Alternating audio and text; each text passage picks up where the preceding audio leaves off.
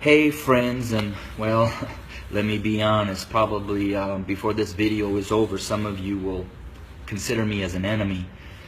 But I wanted to share a couple minutes about my thoughts, not only on the tragedies that we have been experiencing over these past months, and especially these last couple of days with the shootings of our black men, but what I'm coming to learn over my 23-year journey of being a white man, living and ministering amongst my black family here in several inner cities of Chicago.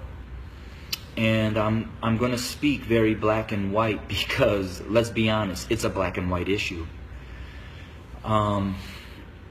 I want to take you to the book of Exodus, chapter 1, and I wanted to share a little bit of what took place prior to the rise of Moses.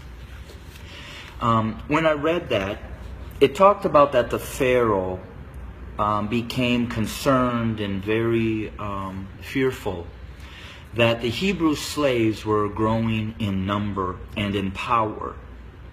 So in order to maintain their oppression, he put upon them great labor. He put upon the Hebrew slaves cruelty to keep them down. However, they still grew. And so he brought together some midwives, and he instructed them that when a Hebrew boy was born, kill him. Well, these midwives did not follow, and the Hebrew slaves continued to grow. Eventually, the Pharaoh became so hatred and towards those Hebrew slaves that he made a decree. He put out an order that male baby boy Hebrew slaves were to be killed by casting them into the Nile River. Let's look at America. We brought blacks into this country as slaves. We never intended them to be anything other than a slave. But they began to grow in number and in power, and eventually they fought their way to some freedom. So we became even more cruel. And to keep our black Americans down, we lynched. But yet they rose. So then we used the welfare system, the criminal justice system, to keep them down, to contain them, to destroy them. But yet they rose, and they're rising. Then we built prisons and jails to hold them.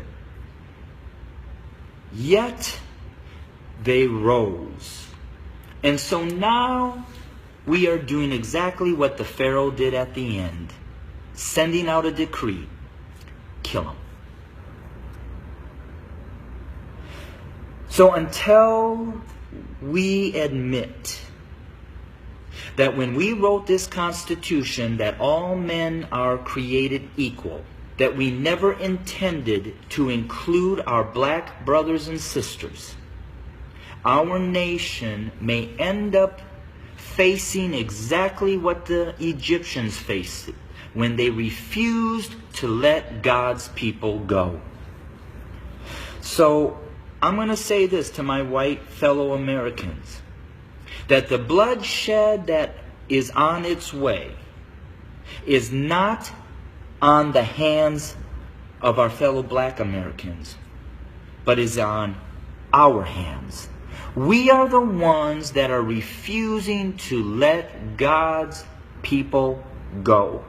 We are the ones that are refusing to acknowledge that we do not value our black brothers and sisters as equal individuals or equal Americans as us white men. And to my black brothers and sisters, the racial issues, as I've said, have been there from the very foundation. But why do we see it more? Because there's a shifting. See, us white men have been at the head since the foundation. But we've had a black president. And you know, we've done everything in our power to keep him from really changing things. Now we have another minority rising to the top, a white female. What does that say? Those of us who are white men who have been at the head are now starting to see and fear that we are going to become the tail. And we know what we've done to you. And so now we're fearful that you're going to do to us what we have done to you. But I will say this. I've lived in a black community for 23 years. I've never been treated the way that this country has treated my black Americans. So I call out my white Americans to say we better heed, repent, acknowledge, and change. Because if we don't, I just want to again say this. The bloodshed that we will experience is on our hands, not the hands of our fellow black Americans. I welcome your comments. I welcome your feedback. Hit me up on Facebook or go to my webpage at www.studio2911.org. Again, that's studio2911.org. I don't necessarily know the answer, except for us white Americans need to repent, acknowledge the lies that we have taught, acknowledge our value system of equality. It is not here, and it does not include our black brothers and sisters. And we need to change, and we need to change now. Thanks for your time. Bless you.